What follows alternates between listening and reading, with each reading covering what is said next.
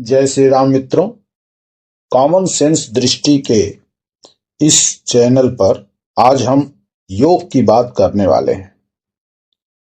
तो योग, जिसे हम भारतीय चेतना की अमर धारा भी कहते हैं, योग केवल शरीर को मोड़ने की क्रिया नहीं है, यह आत्मा को जोड़ने का भी साधन है।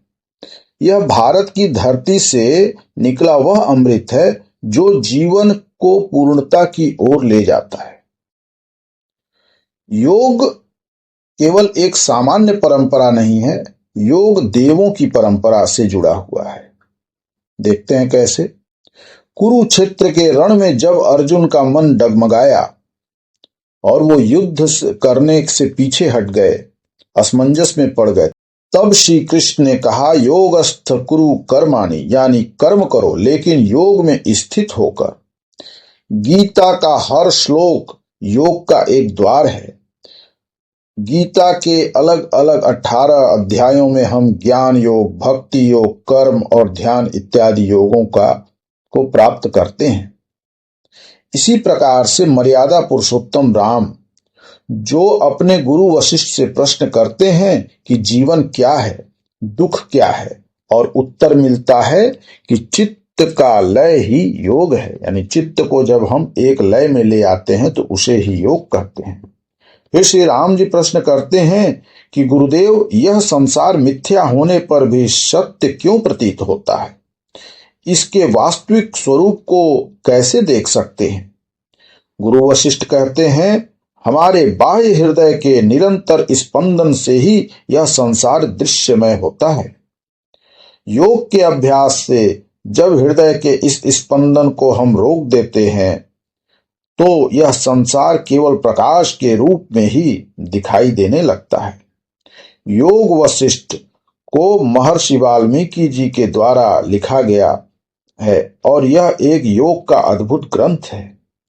इसी के आधार पर हॉलीवुड की फिल्म, जो मशहूर फिल्म है मैट्रिक्स, का भी निर्माण हो चुका है। इसी प्रकार आदि योगी शिव की जब हम बात करते हैं, जो नृत्य करने की प्रक्रिया में ही एक ब्रह्मांड की रचना कर सकने में सक्षम है, और जब वह ध्यान में बैठते हैं तो सब कुछ शांत, यानी कहीं कुछ भी नहीं है, सब कुछ अचल शांत स्वरूप में आ जाता है। वे योग को सिखाते नहीं हैं, वे योग को जीते हैं। आप भगवान शंकर की जितनी भी महत्वपूर्ण प्रतिमाएं या उनके चित्र इत्यादि को देखेंगे, अधिकतर में वह एक योगी के रूप में ही आपको बैठे हुए दिखेंगे। उनका मौन ही उनका सबसे बड़ा उपदेश है। इसी प्रकार हम अष्टांग योग की जब बात करते हैं, जिसको महर्षि पतंजलि ने इस संसार से परिचित कराया। महर्षि पतंजलि ने योग को सूत्रों में पिरोया।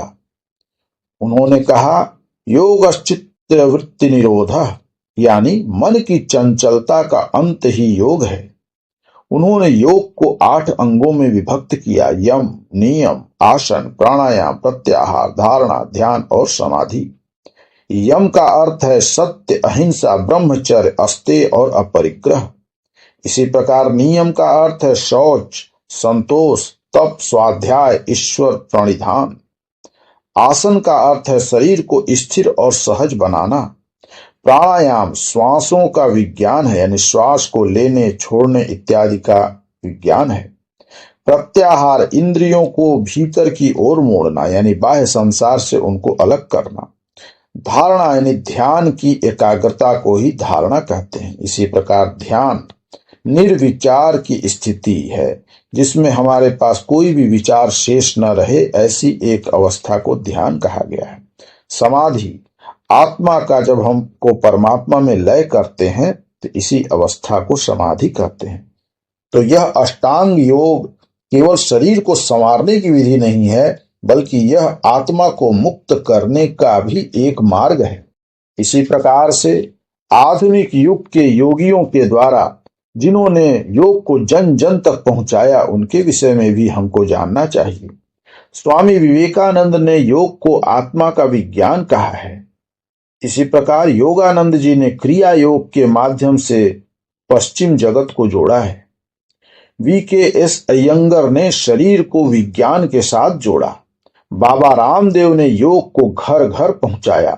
स्वामी शिवानंद, श्री श्री रविशंकर, सदगुरु और न जाने कितने ही योगियों ने इस गंगा को आज तक भी प्रवाहित रखा है। आज के जीवन में योग हमारे स्वास्थ्य, मन और कर्म का संबल है। आज की दुनिया में जहां सभी लोग बहुत तेजी से दौड़ भाग में लगे हुए हैं, चिंता में, तनाव में अपना जीवन बिता रहे हैं, वहीं यह जो योग है वह एक ठहराव है, एक स्थिरता है। योग हमें क्या देता है? वह हमें तन की शक्ति देता है, मन की शक्ति देता है और उसके साथ ही हमारे कर्मों का संतुलन भी हमको देता है, प्रदान करता है। चाहे हमारा कार्यालय हो, चाहे हमारा घर हो, परिवार हो, रिश्ते हो, समाज हो, सभी जगह आपको एकाग्रता भी चाहिए और साथ में भावनात्मक संतुलन भी चाहिए। और इन दोनों का समाधान क्या है? वह है योग। योग के माध्यम से ही हम चाहे किसी भी स्वरूप में रहें, हम अपने कार्यालय में एक कर्मचारी के रूप में रहें या परिवार में एक परिवार के सदस्य के रूप में रहें, समाज में एक सामाजिक व्यक्ति के रूप में रहें, सभी जगह यह हमको समाधान देता है और यह समाधान हमको योग के माध्यम से बहुत ही सरलता से प्राप्त होता है। अब आपको अंतर्राष्ट्रीय योग दिवस के आह्वान के रूप में मैं बताना चाहता हूं कि 21 जून जो अंतर्राष्ट्रीय योग दिवस घोषित किया गया, वह केवल एक कैलेंडर का दिन नहीं है, दिनांक नहीं है। यह उस परंपरा की स्मृति है जो हिमालय से लेकर समुद्र पर्यंत और आत्मा से लेकर के ब्रह्म पर्यंत तक प्रवाहित होती रहती है।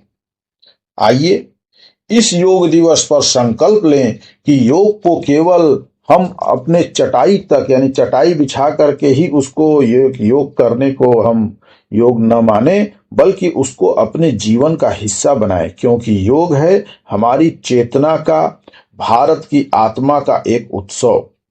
तो इसी के साथ ओम शांति शांति शांति।